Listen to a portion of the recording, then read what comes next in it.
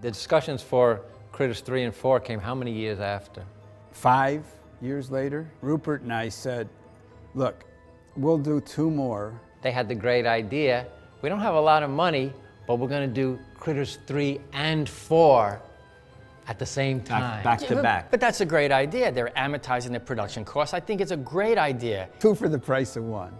We'll do 2 scripts, put them together, shoot them as if they're one. One will be in an apartment building, and one will be on a spaceship, both built in the same stage space. It was like an experiment in shooting 2 movies at once and seeing how much money you could save and do them as well as you could. I wish you were dead! And then, I don't know that New Line even wanted to make other Critters movies. So Rupert and I went to a guy at New Line named Steve Abramson, who was the treasurer of New Line. I think what we were saying at the time was $1.25 million for, so $2.5 million for the 2 movies. So New Line said, yeah, okay, we'll do those. All right, you gumballs. First of all, Charlie was very popular from 1 and 2. He was like a folk hero. You could see it when you'd run into people who would recognize my brother on the street. In Iowa, some kid had come up to him. He was like a hero because he was approachable. He was such an approachable character. So that was key to what we pitched to them at New Line, was that Charlie would be obsessed with the Krites. In 1984, I was riding my bicycle, and I looked up and saw this thing in the sky. Think how many movies where the innocent becomes the hero. I mean, it's a great cinematic moment and 1 million films. And Donnie won hearts in the first. So it seemed like he was proper in both the movies.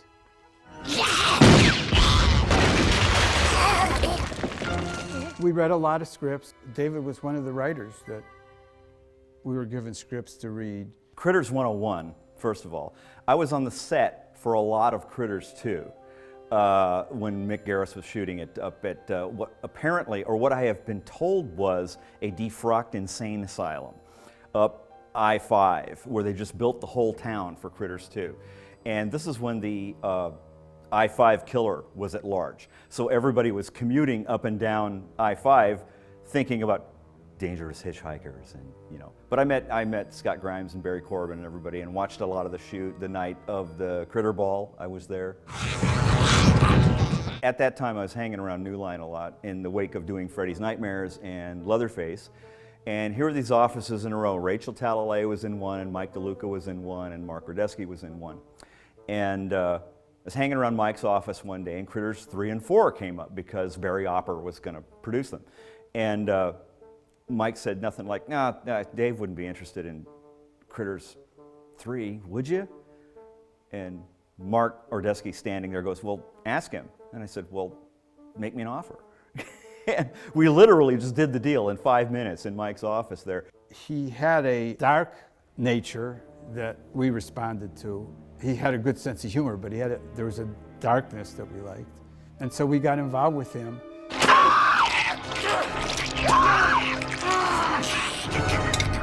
I originally offered to write a 180-page script that was hinged in the middle so they could shoot them back to back, Critters 3 and 4. And he says, no, we got a better plan. We got another writer.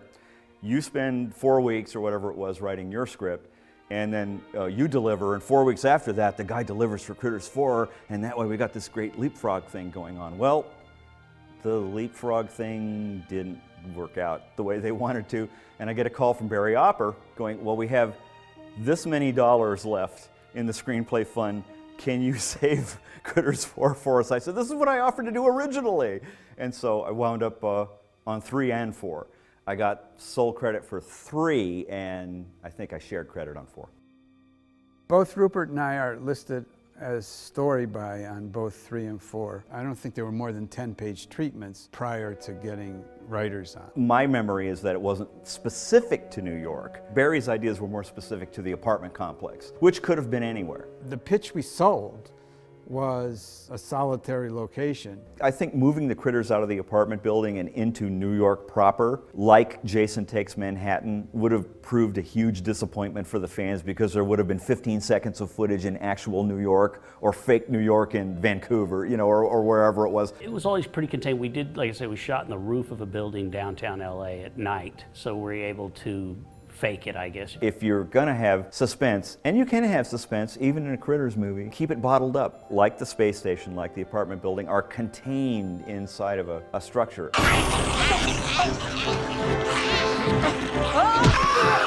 Then we began to look for directors, and Christine Peterson had been a first AD. Christine was great. I had worked with her previously, not directly, but she was the first AD on a couple of movies that I was shooting second unit on. So I kind of got to know her. I knew her then a little bit. I didn't have to work with her directly, but I knew her and I knew a lot of people that she had worked with. And she was great. You know, she knew what she wanted. I had met Christine Peterson because she had gotten assigned to direct Critters 3, and I had seen Body Chemistry at that point, which I thought was really good. So Christine came over to my apartment a couple of times. I remember making her chili, and we just hashed out little bits and pieces that she had questions about over the script. It was very smooth and easy. We didn't have much time to do this, but it was very, yeah, I've got an idea. Why don't we move this around or change this? And it was always with an eye toward kind of more efficient film production. You know, can we move this inside? Can we take these 3 scenes and combine them into one scene and keep the sense of the scene and not involve all the characters, you know, shoot cutaways, that kind of thing. She had the right sense of humor for the movie. She had a good idea what she wanted. A lot of those gags were her gags. Christina was great. Everybody was really committed to making that plan work, doing 3 and 4 together. So it was really ambitious. We had all the tools, but I guess at the end of the day, maybe we didn't have the time. Yeah, I think everybody was aware of the challenge, but everybody was there committed to do something really great on a limited time frame and limited budget. It all went very smooth. It was a little rough when we were out in a park somewhere. I can't remember where it was at for the day exteriors because there was just not enough time for all the stuff she wanted to do on that day. But I think once we got into it, the reality hit us in the face. It was really tough. And I think there were a lot of compromises, especially on her side. Dad, I'm gonna go say hello to the Minchies. Yeah, but don't go up empty-handed. You take something with, all right? 3 was supposed to be Critters in a completely new environment. You know, we'll wipe the slate, we'll bring in some new characters, except for Don, and play it that way. Put them in a new environment, basically.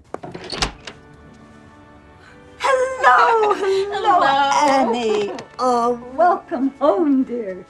Amy Brooks was great. She was a lot of fun. I think it was like one of her first films. I think she does a lot of television and stuff. She's still working. I ran into her at a screening one time, and she was great. She was a lot of fun to work with.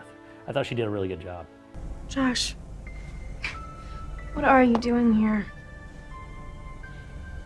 I came here with my stepdad. Critters 3 was Leo DiCaprio's first film, but he wasn't Leonardo DiCaprio then. He had done a few television shows. We liked him a lot. Steven directed a young Leonardo DiCaprio before. Yeah, I had worked with him before. I had done some Disney safety spots, some promo things. And he popped up at the audition and you just knew it in the room. He just walked in, started talking, and he had this quality about him. He was great. He was great. He loved the Critters. He thought they were, he was a young kid. He thought they were cool. So he was really into working with them. You know, New Line, they reissued Critters 3 after the first video release of Critters 3. They reissued it with a little picture of DiCaprio on the spine. I don't think he was too happy about it. I read an article one time where he said that he didn't want to talk about that movie. It was terrible. So I guess he sort of wants to erase it from his memory. Now, at this point in his career, Critters 3 is not on his resume. So we have to live with that. Excuse me. Yeah. I'm Josh's mother. How do you do? Cast were a balance of people we found and people from the theater world. Leonardo's father was played by Bill Hunt, who was an actor from my theater company. Never, never will we trust you out of our sight again. When I say 5 minutes, I don't mean 7, I don't mean 3. Discipline from now on, young man. I remember it was particular fun writing smart-ass dialogue for Franco. Yo, Marcia, I got a little phone problem. Maybe you could come down to the basement and check out my equipment. What Jeffrey's performance is based on, I don't know, but I'm so glad for what he brought to it. Do you mind cleaning up this junk? Guy's a waste of protein. Yeah, but what a snappy dresser. So we just put together a cast of people that we thought would make a good ensemble. Hey, it's you. Yeah, what's left of me? Donnie doesn't come in until later, and we had a cameo role from Terry. I just got a call from my agent one day saying they're doing a Critters 3. I went, oh my gosh, yeah, but they don't need you. I went, oh. And he said, but they're going to use footage. I went, oh, okay, and they're going to pay you. Oh. So that's the way it all went down.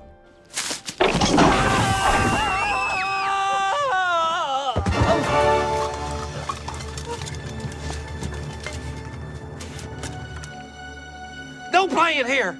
We went outdoors in a park in Malibu to shoot those scenes, and in that scene are Donnie's 2 kids and my son, who are now in their 40s and 30s. So those kids that are running around with Leonardo, half of them are ours. Looks like you just bought me a tournament frisbee, dude.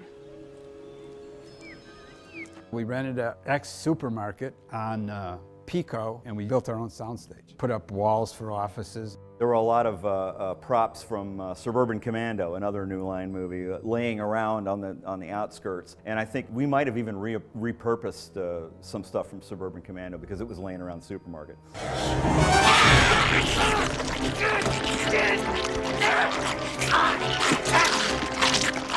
It was a real supermarket, and there was a light too close to a sprinkler head. So in the middle of our shooting, the sprinkler system goes off.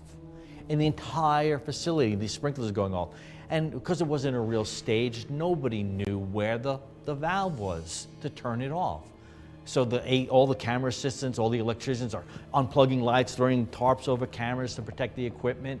And so we lose a day, and you just can't do that. A day is critical on a movie like that. So now the director has to now adjust everything that she or he wanted to do based on losing that time. Charlie!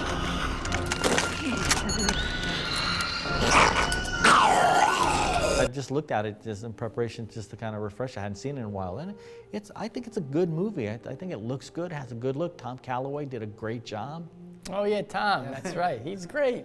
Well, I had shot a lot of like puppet movies and that sort of thing before, so I wasn't too worried about that. And plus I knew the Kyotos were doing it, so it was gonna work out well. And we actually got a fair amount of prep, and we kind of prepped both movies at the same time. I think the most challenging set on Critters 3 was when we shot on the roof of the building. We were up there and the building had no handrails or anything, and we had a huge scissor lift right next to the building where the kids are hanging off the side, and it was pretty tough. And the place was supposed to be on fire. If I remember right, the neighbors were complaining or something, a lot of work to do. And I don't remember what month we shot, but I think it was during daylight savings time, so we didn't have a very long night. Fire! Help us! Can anyone hear me? Plus we didn't have any condors big enough to put lights up high. So everything was lit from the ground and from, I think we brought in these fake skylights that you could see flame or fire through, and that was kind of our source of light for a lot of it. Pretty limited on where we could put lights up on the roof of that building.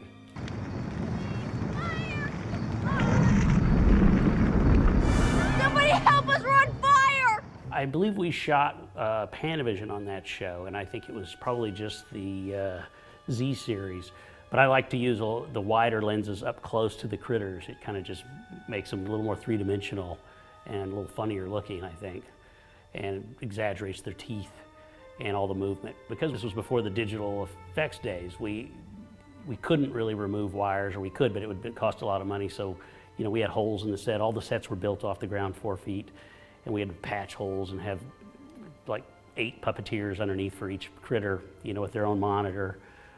It was difficult in those days because we just didn't have all the way to remove stuff that they do today.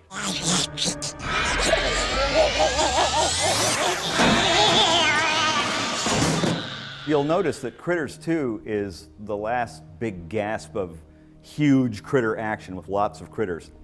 For 3 and 4, it's kind of reduced down to, we just have a few critters. The budget for 3 and 4 was closer to what we had on the first Critters than what we had on Critters 2. And so the idea was that we'd come up with a basic cast of critters that would be in both movies, and then that the babies and eggs would have like a little cameo in the movies. And we put all the bells and whistles went into making the next generation of critters with the, full articulation, telemetry, little hands that move. By then, animatronics had gotten really popular and sophisticated, so they wanted to put a little more technology into the critters. So we came up with these telemetry arms. Tim Ralston designed these beautiful little articulated arms that, again, added like 6 or 8 servos into the body, which just made them incredibly heavy. So we had to make the critters a little bigger, but they worked beautifully.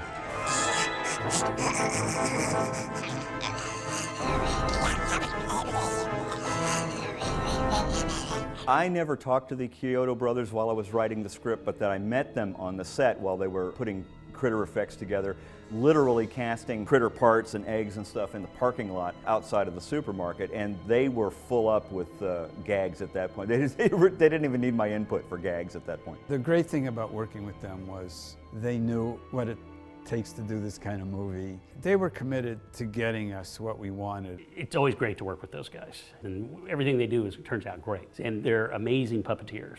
That's one of the best parts about them. Go! In 2 tournaments, I've seen her shoot those 300. She can throw the strike.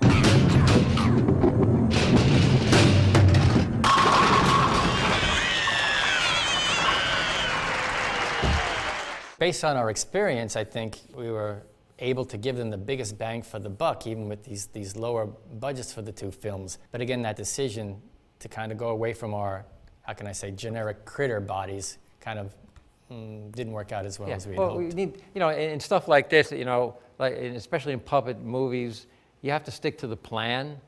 Sometimes, deviating from it, causes repercussions down the line.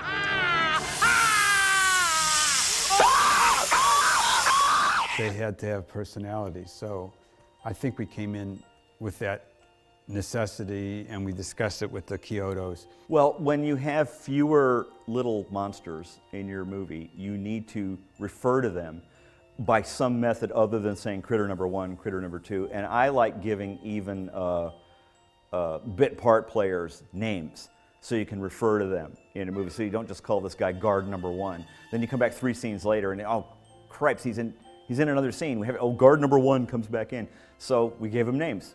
Bleach, Blackie, and they, correct me if I'm wrong, they talk to each other by name in the movies, right? So these are Krite names given by Krites to Krites.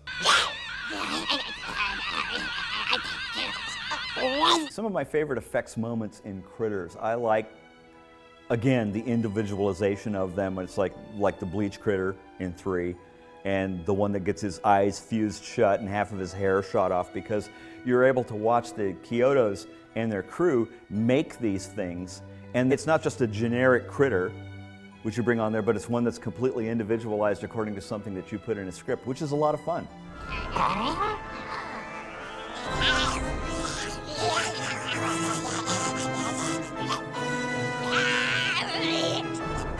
When all the different elements of the performance come together and create a lifelike critter, that to me was great, and I think we saw that a couple of times in that movie. That's probably the most rewarding thing for me. They got break!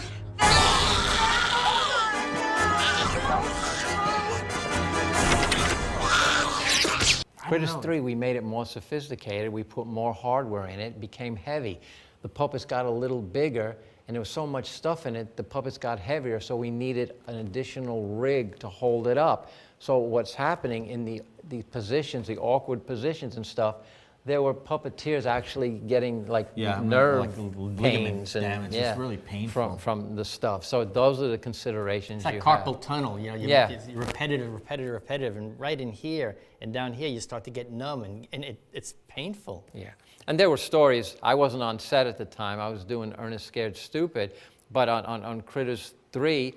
There were some dangerous accidents. Well, I mean, I had a live flare stuffed in the Critters mouth. The actor, she just got involved in the moment. She was supposed to make the move toward it, but stop short. But when the cameras are rolling, boom, a live flare, and I'm looking at it in a monitor. And things like that. You get, the reality of the moment. You get caught up in the moment. Probably one of the more difficult things was to get the glowing red eyes. You know, now digitally it would have been very easy, but back then, because we were shooting film, we had a beam splitter put in front of the camera with a light, and the Kyotos made the eyes out of this Scotch-Light reflective material, like front screen projection material. So if you put the light straight through the lens, through the beam splitter, it would make the eyes glow. Keep your eyes on him. Look him in the eye. And again, we were shooting film, so we wouldn't know for at least a day how it's going to come out. And it was pretty impressive, I thought, for pulling it off for almost no money. Howard? Fully boned one. Chickens here.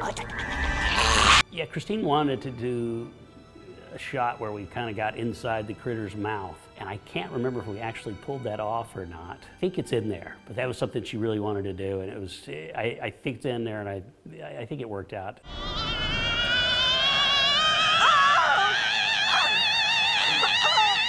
We also had, the little boy carries this glowing crystal that he finds out in the woods, and that was before we had really had LEDs and that sort of thing, so we had a fiber optic cable that ran up to his sleeve and went into the thing, and he would hold it, and we could turn it on and off and make it throb and stuff. If it glows green, that's the time to watch out for yourself. The most fun we had was on Critters 3. There was a scene where the critters get into the kitchen and they end up eating beans or something, and then they start farting, but it was kind of a food fight, and it was a mess. But it was a lot of fun to shoot, you know, and the critters were covered with bean juice and everything else. I think we shot most of it, and then I think second unit had to come in and actually clean up, add a few more shots to it.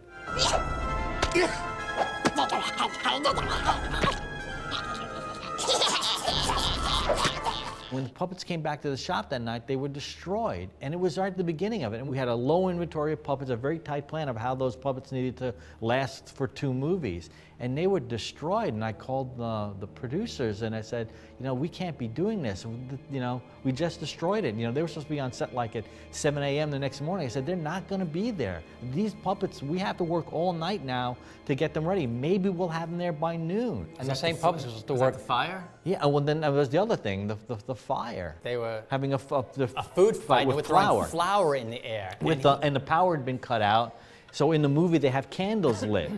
So John was sitting there saying, wow, there's so much dust in the air. It's almost like a silo. In fact, he even went further. He even mentioned it. He says, guys, this is how silo explosions happen. And as soon as he said it, poof, the whole place exploded with a big flash because all the particles, the flour in the air, caught fire. And then, so not only did we have puppets that were filled with food, they were singed. Yeah.